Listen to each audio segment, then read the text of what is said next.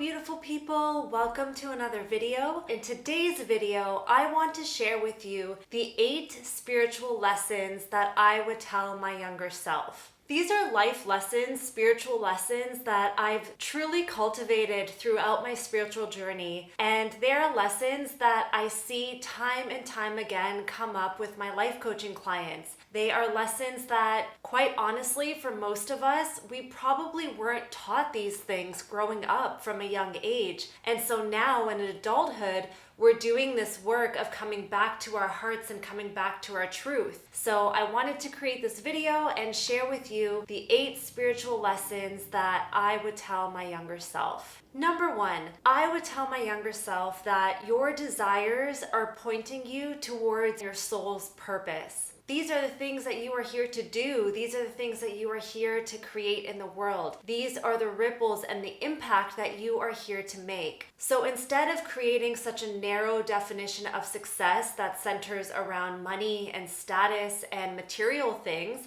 I would really encourage my younger self to pursue the things that truly light you up, the passions that really, truly fulfill you, and trust that those things are guiding you towards your purpose here in life. Those are the things that bring alignment and joy to your body, to your heart, and those are the things that you are going to create profound impact on in the world. Trust the things that light you up. Trust your desires and your passions because they are your compass guiding you towards your soul's purpose in this lifetime. The second thing that I would tell my younger self is that you seek freedom, not just money. Oh my goddess, yes. For those of you that know a little bit about my background, I used to be a lawyer at a really big law firm in New York City. My entire life, I was working towards this goal of being this high-profile lawyer and making a really good salary and having the job title and the status and all of those things that I really thought that I wanted and also that I thought were the markers of success in the society that we live in. And what I've come to learn through my spiritual journey, especially since I made the leap of leaving that corporate job and really pursuing my desires, is that I'm not seeking just money. I'm seeking freedom. And of course, money provides a source of freedom. Money provides access to freedom, but money itself is not freedom. Freedom is the ability to do what you want when you want. You can be the richest person in the world and still not feel free if you don't have that access to your own energy, to your time, to your priorities, and to ultimately living your life on your terms the way that you want. And so it's not that I don't want money or that I think money is evil or bad. I definitely don't think that at all. I think money is a powerful tool that can be used to facilitate freedom and to facilitate and create a lot of change and positivity in the world. But I would shift my focus from a younger age towards pursuing freedom and not just money. I definitely fell into the trap of thinking that once I have the money, then everything else will fall into place. And it was really only after getting that job and having that salary and receiving that money that I realized that I have never felt so imprisoned in my life because the circumstances in which I was living in and working in were so constrictive and out of alignment for me. So it really didn't matter how many figures my paycheck was, I didn't feel free in the life that I was living. And that is what is so foundational and important to me. And so I would definitely tell my younger self that what I am really seeking is not money. It's not anything material. It is freedom to live my life on my terms, how I want, when I want, where I want. The third thing that I would tell my younger self is that the people in your life are a reflection of you. And the things that trigger you, the qualities that trigger you about a particular person are actually parts within yourself that are asking for healing and love. Our triggers are truly a guide. Everyone on this earth is a reflection of us. What we see in them, whether we see beauty in them or love in them or compassion compassion in them, or maybe we see jealousy or anger or judgment. What you are seeing is a reflection of yourself. And so if you are triggered by another person, what that means is that there's something within that person that is actually within you that is asking to be seen and healed. So let's walk through an example of how triggers work. For example, perhaps you get triggered by someone who is very angry. They're constantly angry, they're judgmental, they're negative and critical, and something about their character, about these qualities in this person really triggers you. So what is the invitation here? The invitation is to ask yourself, in what ways am I angry? In what ways am I judgmental or critical? Turning the question back on yourself. Triggers are a guide to our shadows. And shadows are formed primarily during childhood. So for example, this person who is angry, perhaps in their childhood, when they expressed emotions of anger, perhaps they were told that that emotion was wrong. Perhaps they were punished when they got angry or expressed the emotion of anger. And so that child who felt these emotions of anger learned that it is unsafe to feel the emotion of anger. That child learned that in order to receive love, they need to not be angry. They need to dissociate themselves from the emotion of anger. And so what happens is that child will dissociate that emotion of anger from themselves, but because they are not accepting their anger, because they are not embodying their anger and loving their anger and recognizing that anger is a natural human emotion, they've been made to believe that that emotion is bad. So they suppress that emotion, they shove that emotion aside, they may dissociate themselves from that emotion, and that emotion now forms their shadow. So that child will now perceive the rest of the world as angry, and they project that shadow out onto everybody else. And that is why that person, that child in adulthood, gets triggered by angry people, because there's an aspect of them that is angry. There's an aspect of them that is wanting to be seen and loved and accepted for the totality of their emotions. And until that person can accept their anger, accept that sometimes they get angry, that sometimes they are an angry person, they will continue to be triggered and dominated by their shadows. And so it is very, very imperative to recognize that the people in your life are a reflection of you.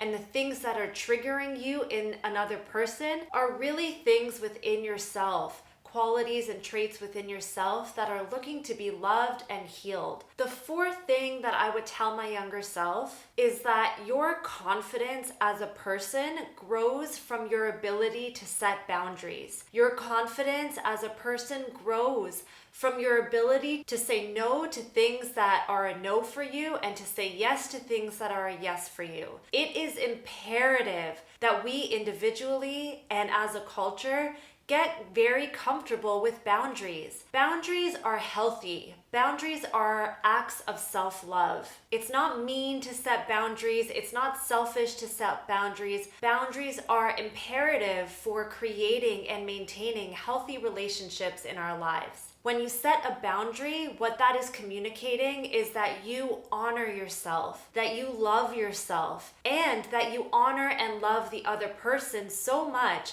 that you want to create a relationship dynamic where both people can be authentically, comfortably themselves. So the more that you can get comfortable setting boundaries in your life, the more that you will attract really healthy, balanced relationships, because you will be attracting and inviting people into your life who honor your boundaries and therefore who honor and respect you. I think boundaries is definitely one of those things that it would be so powerful to learn from a younger age, but it's never too late to learn boundaries. It's really never too late to practice communicating and honoring yourself and communicating with those in your life what your boundaries are. So whether you are the one that is delivering a boundary or if you're the one that's receiving a boundary from someone else, take that as a massive celebration that you are in a relationship relationship where that person cares so much about you and the relationship that they want to make it work, that they want to find a way for both people to be comfortable, to feel safe, to feel seen,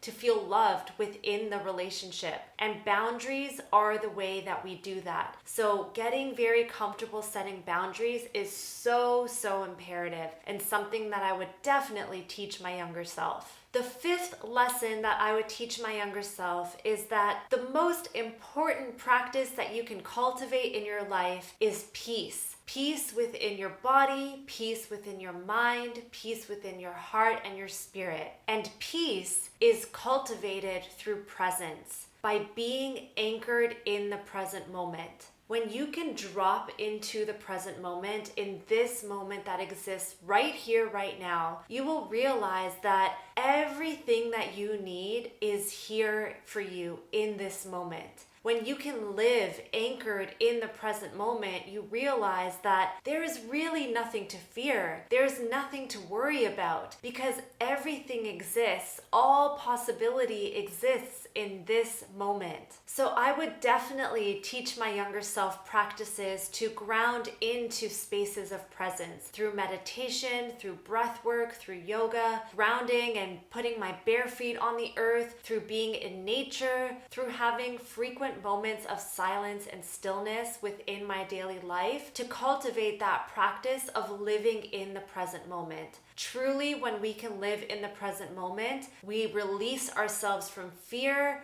we release ourselves from anxiety about the future, we release ourselves from ruminating about the past, and we are here in the abundance and beauty that exists in this moment. And really, truly, when we can live in that state of presence is how we live in a state of peace. The sixth thing that I would tell my younger self is that death is a part of life. Death is something that, at least in my family, we never really talked about. And I know for myself, I had a lot of death anxiety growing up, even into my adulthood until recent years. And of course, death is not easy. It is a very difficult and dense topic and reality to face. But the more that we can come to terms with death, the more that we can live life. When we realize that death is just another part of life. Death is the very thing that empowers us, that reminds us to make the most of the life that we are here to live. Death reminds us that this is it. This present moment, this moment right here is all that we are guaranteed. So how can we make the most of this experience that we have on earth? I definitely think that there's a lot of healing and a lot of alchemy that comes out of embracing and understanding death. And the other thing that comes up very often around death is the fear of the unknown. That is the quality that a lot of us fear around death. It is the fear of the unknown. And when we are fearing the unknown when it comes to death, we also fear the unknown when it comes to life. We fear making choices or decisions that are outside of our comfort zone. We fear taking leaps in the direction that our hearts or intuition are guiding us towards because we don't know what's going to happen. We try to control the outcome of everything in our life, and therefore we don't create the lives that we want because we're staying stuck within what we can see and control. And so getting over this fear of the unknown is really getting over the fear of death. Because when you recognize and when you really accept that there are very few things in life that you can control, what you can control is your reaction to things, what you can control is your own internal state, but you can't control external circumstances one bit. And so it is truly so liberating to invite yourself to embrace the uncertainty, to know that there is more beauty on the other side of the unknown, but you just have to release the fear, to step over that fear in order to step into all the dynamic life that is available to you during this precious time on earth. The seventh lesson that I would tell my younger self is do not dim your light. Your light is your superpower. Your light is your gift. Your light, your energy